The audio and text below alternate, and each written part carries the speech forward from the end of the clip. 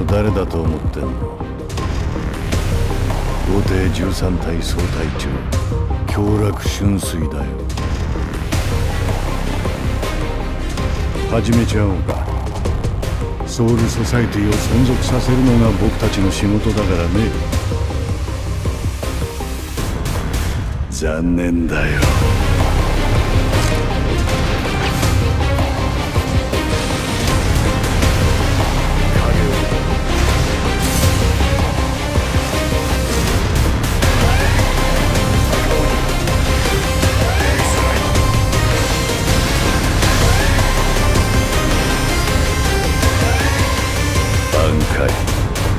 加点胸骨唐松真珠。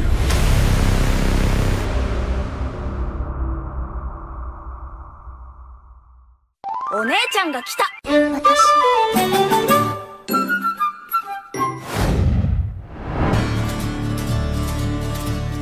Shunsui Kyoraku adalah seorang komandan Gote 13 yang baru saja dilantik menggantikan komandan Yamamoto.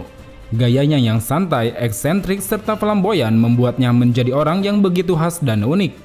Dia merupakan pria berkimono yang terkenal begitu mencintai dan menghormati perempuan. Walau tingkahnya pada perempuan ini terkadang menimbulkan sebuah kesan genit pada sosok om-om satu ini. Terlebih sifatnya yang pemalas dan selalu ingin bersantai, seringkali membuat wakil kaptennya baik Lisa maupun Nanao merasa kerepotan. Namun di samping itu semua, dengan sikapnya yang begitu sopan, rendah hati dan tidak sombong, lantas menjadikan dirinya sebagai orang yang sangat dihormati dan dikagumi oleh para Shinigami. Dan karena sikapnya yang sangat tenang inilah, dia seringkali lebih memilih jalan damai daripada harus menyelesaikan masalah melalui pertempuran. Tapi jika memang terpaksa, Kyoraku tidak akan segan untuk menghadapi siapa saja yang menjadi lawannya. Dan ketika dihadapkan pada sebuah pertempuran, Kyoraku selalu menjunjung tinggi kehormatan dan integritas dalam bertempur. Dia tidak akan pernah mau jika harus bertarung melawan musuh yang masih anak-anak. Dia lebih memilih pertarungan yang seimbang dan dilakukan dengan cara 1 lawan 1.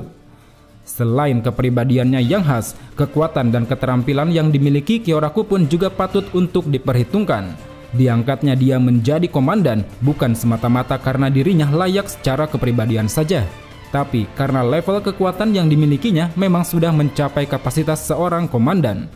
Dia adalah seorang ahli berpedang, ahli hakuda, ahli shunfo, ahli kido, serta ahli strategi dan taktik.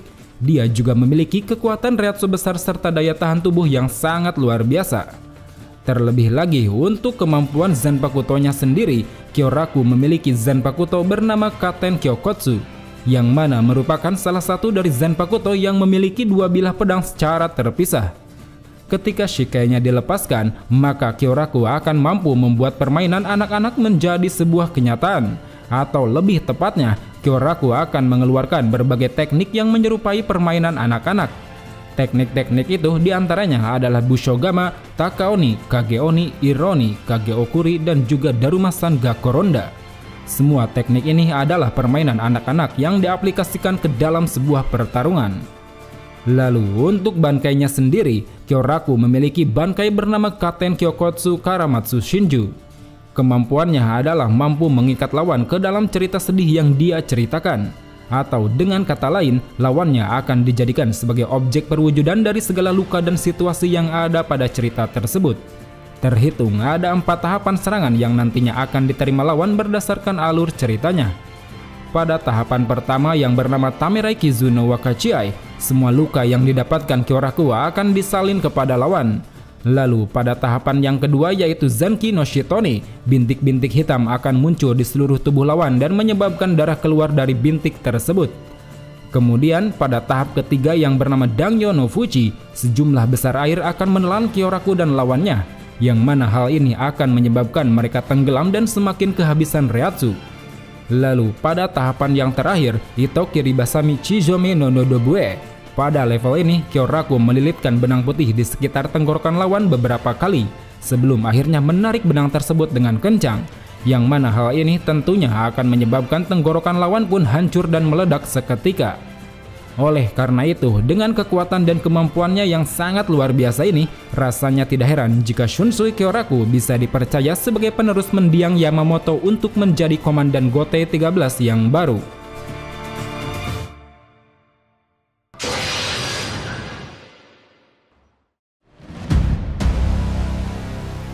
Shunshui Kyoraku adalah putra kedua dari keluarga Kyoraku yang merupakan keluarga bangsawan terhormat. Walau tingkatannya berada di bawah keluarga bangsawan agung, tapi keluarga ini bisa dibilang sangat terhormat dan begitu terpandang. Namun bagi Kyoraku sendiri, status keluarganya ini tak lantas menjadikan dirinya sebagai orang yang angkuh. Sejak kecil, dia merupakan sosok yang begitu ramah dan pandai. Bahkan sikap dan kepribadian yang dimilikinya ini sampai dilirik oleh Komandan Yamamoto. Dikatakannya bahwa Kyoraku memiliki kebijaksanaan dan cara pandang yang lebih baik dari anak seusianya. Yang mana oleh karena hal ini, dia pun dikirim ke Akademi Shin'ou meski Kyoraku sendiri tidak menginginkan hal itu. Semasa Kyoraku belajar di sana, dia bertemu dengan seorang murid lain bernama Jushiro Ukitake. Hingga lama-kelamaan mereka pun akhirnya akrab dan menjadi bersahabat. Dan selama belajar di Akademi Shin'ou ini, Kyoraku serta Ukitake juga memiliki kedekatan dengan Komandan Yamamoto. Mereka berdua seringkali dilatih oleh Yamamoto, bahkan sampai diperlakukan seperti anaknya sendiri. Pada saat masa-masa ini, kakak dari Kyoraku menikahi seorang wanita dari keluarga Ise yang nantinya akan menjadi ibu dari Nanao. Meskipun Kyoraku dan kakaknya tidak terlalu akur, tapi hampir setiap hari dirinya selalu mengunjungi rumah kakaknya itu. Di sana, Kyoraku merasa bahwa seiring waktu berjalan, kakaknya tersebut telah berubah menjadi sosok yang lebih dewasa ketika hidup bersama dengan sang istri. Hingga pada suatu waktu, saat Kyoraku sudah tumbuh remaja, kakaknya pun meninggal dan mempercayakan padanya sebuah benda pribadi miliknya. Yang mana benda itu adalah sebuah jepit rambut yang dulu merupakan hadiah dari sang istri. Dan tak hanya itu saja, setelah kepergian sang kakak, Kyoraku juga dititipi hal lain oleh istri dari kakaknya. Itu adalah sebuah pedang pusaka milik keluarga Ise yang bernama Shinken Hakyoken.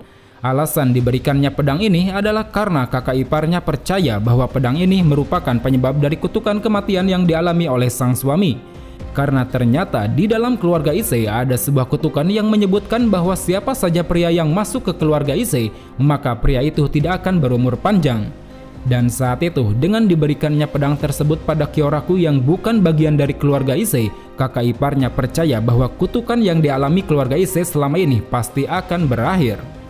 Di sisi lain, Kyoraku yang tak ingin mengecewakan kakak iparnya kemudian menyanggupi permintaan tersebut. Dia lalu menyuruh roh Zanpakutonya yang bernama Katen alias Ohana untuk menciptakan roh Zanpakuto lain. Tujuannya adalah untuk menyembunyikan pedang pusaka tersebut.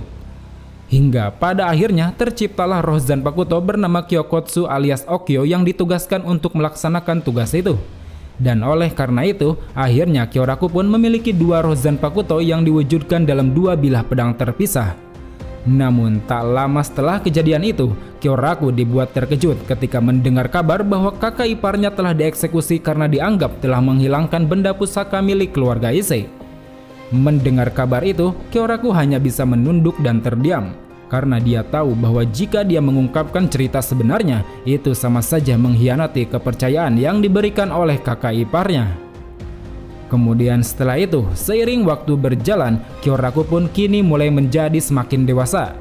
Dan berkat kerja kerasnya, dia akhirnya diangkat menjadi Kapten Gote 13 bersama dengan sahabatnya Jushiro Ukitake.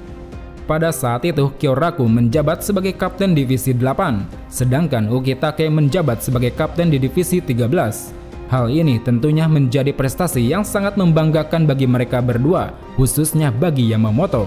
Karena diketahui bahwa ternyata mereka berdua ini merupakan salah satu Shinigami pertama yang menjadi kapten melalui akademi.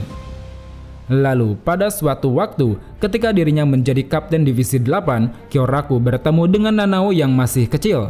Yang mana saat itu secara kebetulan Nanao baru masuk ke dalam akademi dan tergabung dengan Divisi 8. Kala itu identitasnya yang merupakan paman dari Nanao masih belum diketahui oleh Nanao. Tapi meski begitu, Nanao sendiri menyadari bahwa Kyoraku adalah orang yang dulu pernah dititipi barang berharga oleh almarhum ibunya. Kemudian setelah berpuluh-puluh tahun berlalu, Kyoraku bersama Ukitake, Unohana serta Komandan Yamamoto dinobatkan sebagai kapten tertua di Gote 13.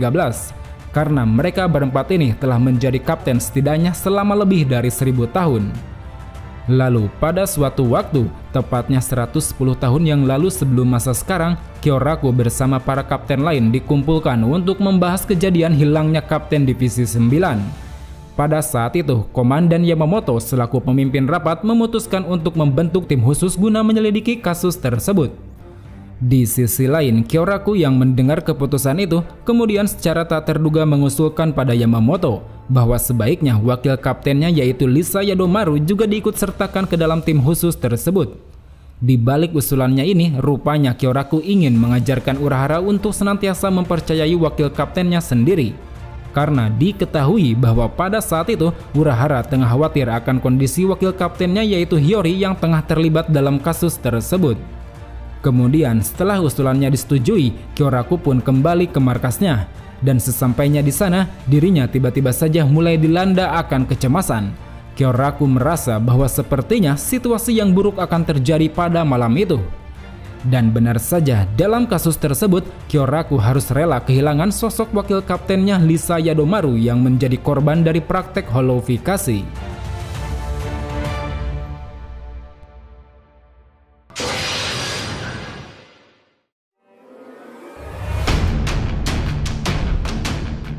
Dalam animenya, Kyoraku pertama kali ditampilkan pada saat pertemuan darurat para kapten Gotei 13. Tepatnya saat Ichigo dan kawan-kawan menerobos Seiretei dan membuat kegaduhan. Pada saat itu, dengan posisinya yang seorang kapten divisi 8, Kyoraku tidak mengatakan apapun dan hanya terdiam sepanjang pertemuan berjalan. Hingga tak berapa lama setelah pertemuan selesai, Kyoraku bersama wakil kaptennya Nanaoise secara tak sengaja bertemu dengan salah satu penyusup yang tiada lain adalah Sado. Di sana, setelah berdialog dengan cukup santai, akhirnya Kyoraku pun mau tidak mau harus terlibat dalam sebuah pertarungan dengan Sado. Selama pertarungan berjalan, Kyoraku tampak begitu tenang dan tidak terlalu kesulitan. Malahan dirinya ingin Sado segera menyerahkan diri dan memberitahu tujuannya datang ke Soul Society. Hingga setelah beberapa kali Kyoraku menghalau serangan Sado, akhirnya Kyoraku pun terpaksa melancarkan sebuah tebasan mematikan yang membuat Sado tumbang seketika. Kemudian, seiring berjalannya waktu, keributan di Seiretei pun semakin kacau, apalagi saat waktu menuju eksekusi Rukia semakin dekat. Pada saat-saat ini, Kyoraku mulai merasakan adanya suatu kejanggalan pada eksekusi Rukia, yang mana setelah diselidiki dan diyakini, akhirnya Kyoraku pun memutuskan untuk mencegah proses eksekusi terjadi. Kala itu, ketika eksekusi dimulai, Kyoraku bersama Ukitake mulai beraksi membantu Ichigo menghancurkan Sokyoku. Dan atas ulahnya ini, mereka berdua pun akhirnya dianggap sebagai pemberontak, yang mana hal ini lantas membuat Yamamoto merasa kecewa dan marah. Bagaimana bisa kedua murid kesayangannya ini malah memberontak pada sebuah keadilan yang sudah ditegakkan? Tapi meski begitu, hal tersebut ternyata tidak menyurutkan keyakinan Kyoraku dan Ukitake, karena mereka berdua menganggap bahwa apa yang mereka lakukan ini adalah suatu kebenaran. Hingga pada akhirnya, setelah beberapa kali bentrokan terjadi, datanglah sebuah kabar yang menyebutkan bahwa dalang utama di balik insiden tersebut ternyata adalah Sosuke Aizen. Dan kini dengan terungkapnya kebenaran tersebut, keributan di antara mereka pun akhirnya terhenti. Dan tanpa berlama-lama lagi, mereka bersama para pasukan Gotei 13 yang lain kemudian langsung bergegas untuk menangkap Aizen. Walau pada akhirnya Aizen bersama para pengikutnya berhasil kabur dari Soul Society.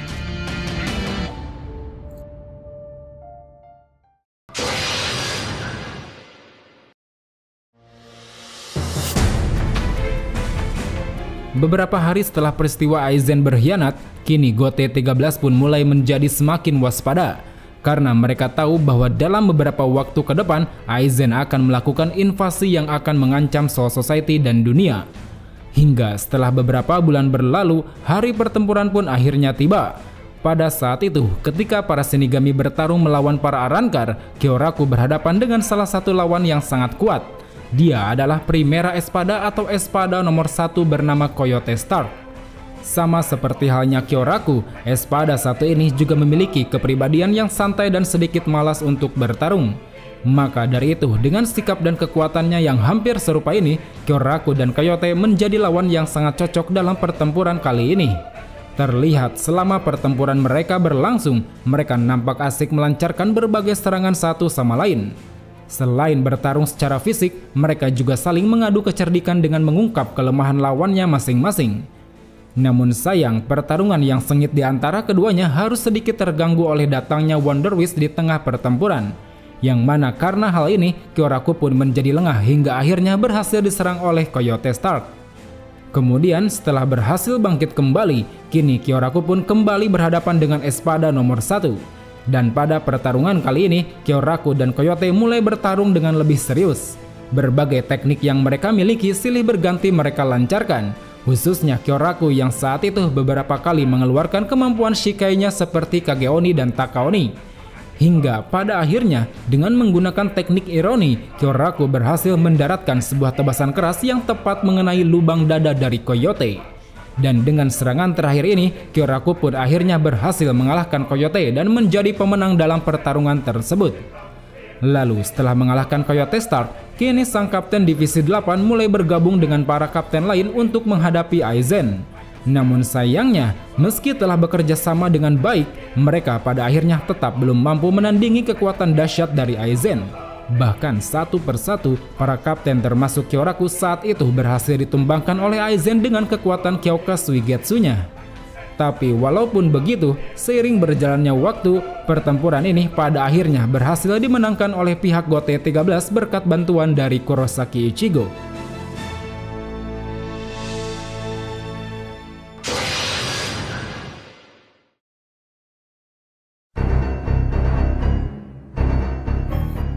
Setelah beberapa waktu berlalu sejak pertempuran melawan Aizen, kini Soul Society kembali mendapat ancaman perang dari musuh lama. Mereka adalah para Quincy yang dipimpin oleh Yuhava. Pada awal peperangan ini, Kyoraku menjadi salah satu kapten pertama yang berhadapan dengan musuh. Saat itu dirinya berhadapan dengan stand leader bernama Robert Acutron. Dan seperti biasa, selain beradu kekuatan, Kyoraku juga beradu kecerdikan dengan lawannya ini. Namun sayang, kekhawatirannya akan Komandan Yamamoto kala itu membuatnya sedikit lengah. Dan akibat dari hal ini, Kyoraku pun pada akhirnya berhasil tertembak oleh Robert tepat di matanya. Tapi meski begitu, hal tersebut sama sekali tidak membuat Kyoraku menyerah. Dia tetap melanjutkan pertarungan walau mata kanannya sudah tidak berfungsi lagi. Hingga setelah beberapa waktu berlalu, seiring telah berakhirnya perang pertama, pertarungan antara mereka berdua pun akhirnya harus berakhir tanpa pemenang. Dan kini setelah invasi pertama dari pihak Quincy berakhir, Soul Society benar-benar mendapatkan banyak sekali kerugian, dari mulai materi sampai dengan nyawa para pasukannya.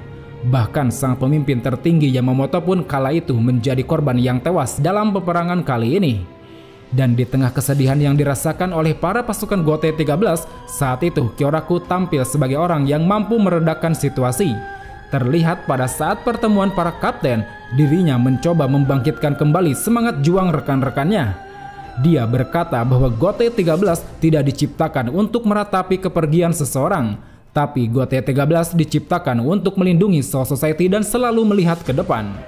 Dengan kata-katanya yang bijak ini, Kyoraku pun berhasil membuat semua orang menjadi tenang dan menjadi lebih termotivasi. Kemudian setelah menjalankan beberapa urusan, Kyoraku yang saat itu baru kembali ke ruangannya tiba-tiba saja dikejutkan dengan surat wasiat dari mendiang Yamamoto. Di sana tertulis bahwa dirinya telah ditunjuk oleh Yamamoto sebagai komandan Gote selanjutnya. Dan kini setelah mendapatkan kepercayaan tersebut, Kyoraku pun kemudian menghadiri rapat bersama Sentral 46 untuk membahas rencana selanjutnya. Di sana sebagai komandan yang baru, Kyoraku meminta Sentral 46 untuk menjadikan Nanao Ise dan Okikiba sebagai wakil kaptennya. Selain itu, sebagai persiapan dalam menghadapi peperangan melawan Quincy selanjutnya, Kyoraku mengusulkan agar Kenpachi Zaraki diberi pelatihan agar bisa bertambah menjadi kuat.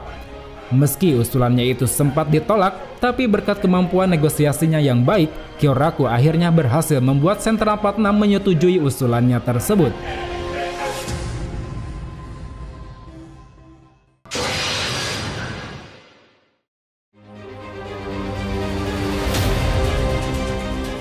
Selang beberapa hari sejak dirinya menjadi komandan baru, pertempuran kedua melawan Quincy pun akhirnya dimulai. Saat itu, sambil mengamati dari ruangannya, Kyoraku mulai semakin khawatir dengan keadaan pasukan yang satu persatu mulai tumbang. Apalagi setelah dirinya ditemui oleh Yugram yang terlihat begitu yakin bahwa bangsa Quincy akan memenangkan peperangan kedua ini. Merasa tidak ingin berdiam diri saja, Kyoraku pun kemudian bergegas menuju ke suatu tempat. Dan tempat yang dia tuju kala itu ternyata adalah penjara bawah tanah Muken, tempat di mana para penjahat tingkat tinggi dikurung. Tujuan dirinya ke sana rupanya adalah untuk bertemu dengan Aizen guna memintanya agar mau ikut bertempur di pihak Gote 13. Meski Kyoraku tahu bahwa keputusan ini sangatlah beresiko, tapi demi bisa memenangkan peperangan, tampaknya Kyoraku yakin bahwa ini merupakan keputusan yang tepat. Kemudian setelah berbincang dan berdebat cukup lama di sana, akhirnya Kyoraku pun berhasil membujuk Aizen dan membawanya menuju ke permukaan. Sesuai dengan dugaannya, setelah sampai di permukaan, Kyoraku benar-benar mendapat banyak tentangan dan cercaan karena keputusan yang gegabahnya ini. Tapi sekali lagi dengan kata-katanya yang tegas, Kyoraku mampu membuat para Shinigami memahami keputusannya ini. Terlebih setelah Aizen yang masih terikat di kursinya itu menunjukkan kekuatannya yang dinilai sangatlah berguna bagi Gote 13. Kemudian setelah membuat keadaan di sana membaik, Kyoraku dan para pasukan Gote 13 pun kini mulai berangkat menuju Istana Soul King, tempat di mana Yuhava saat itu tengah mengacau. Lalu setelah tiba di sana, mereka kemudian segera bergegas menuju ruangan di mana Yuhava berada. Namun sayang, dalam perjalanannya mereka diburu oleh seorang Shustaffle bernama Lille Baro. Dan untuk mengatasi hal itu, Kyoraku pun lalu memutuskan untuk menghadapi Shustaffle tersebut agar pasukannya bisa terus melanjutkan perjalanan dengan aman. Seiring berjalannya waktu, pertarungan antara Kyoraku dan Lille Baro pun dimulai. Di awal pertarungan, Kyoraku mulai melepaskan shikainya dan langsung menggunakan teknik Darumasan Gakoronda, yang mana dengan teknik ini Kyoraku berhasil memojokkan Lille Baro. Tapi sayang, penguasaannya ini ternyata tidak berlangsung begitu lama, karena saat Lille Baro melepaskan bentuk full standing-nya, Kyoraku menjadi berbalik kewalahan. Bahkan akibat terkena serangan mematikan dari lawannya ini, Kyoraku harus rela mendapatkan luka yang sangat fatal. Dan kini dengan tubuh yang tengah sekarat itu, Kyoraku pun hanya bisa melarikan diri dari segala serangan Lille Baro. Hingga sampai dirinya sudah tidak punya cara lain, Kyoraku pada akhirnya mulai mengeluarkan kemampuan Bankai yang selama ini dia sembunyikan. Bankai Katen Kyokotsu Karamatsu Shinju Ore ni te ouzume shime no dan. Dan dengan dilepaskannya kemampuan Bankai bernama Katen Kyokotsu Karamatsu Shinju, keadaan di sekitar pun mulai berubah menjadi lebih gelap, lebih suram dan dipenuhi keputusasaan. Alhasil berkat kemampuan Bankai ini, akhirnya Kyoraku mampu membalikkan keadaan pertarungan. Saat itu setelah melancarkan serangan Bankai level 1 sampai level 4, Kyoraku berhasil mengalahkan Lille Baro dengan serangan akhir yang begitu mematikan. Namun sayangnya, baru saja Kyoraku menghela nafas lega, secara mengejutkan tiba-tiba saja Lille Baro bangkit kembali dengan perubahannya yang baru. Dan kini dengan wujud baru Lille Baro yang terlihat seperti seorang dewa, Kyoraku pun kembali dibuat terpojok. Hingga sampai dirinya sudah mulai pasrah, tiba-tiba saja Kyoraku dikejutkan dengan kehadiran wakil kaptennya Nanao Ise yang mencoba memotivasinya kembali. Dalam perbincangan mereka berdua ini, akhirnya Kyoraku mulai mengungkapkan jati diri yang sebenarnya.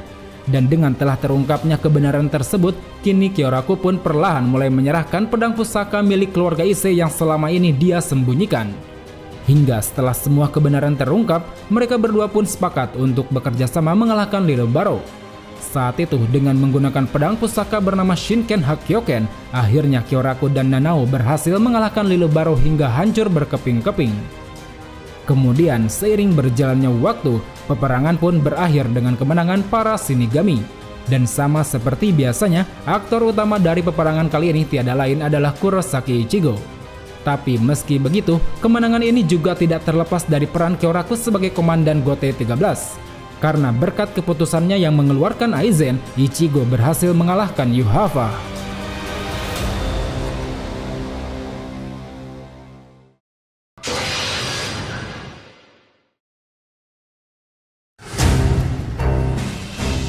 Setelah peperangan melawan Quincy berakhir, pada saat itu Kyoraku langsung bergegas pergi menuju Istana Soul King.